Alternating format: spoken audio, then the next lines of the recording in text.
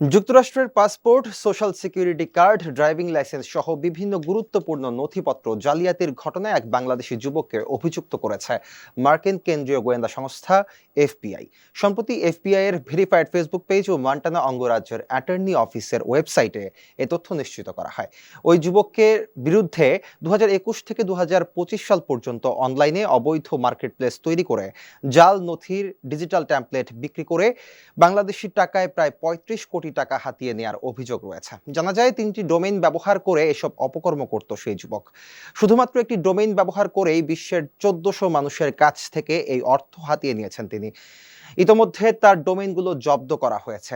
FBI জানায়, অভিযুক্ত বাংলাদেশি যুবক এমন কিছু অনলাইন প্ল্যাটফর্ম পরিচালনা করতেন যেখানে যুক্তরাষ্ট্রের পাসপোর্ট ও সোশ্যাল সিকিউরিটি কার্ডের মতো অতি সংবেদনশীল নথির হুবহু ডিজিটাল ট্যাম্পলেট পাওয়া যেত, যা দেশটির জন্য একটি বড় হুমকি।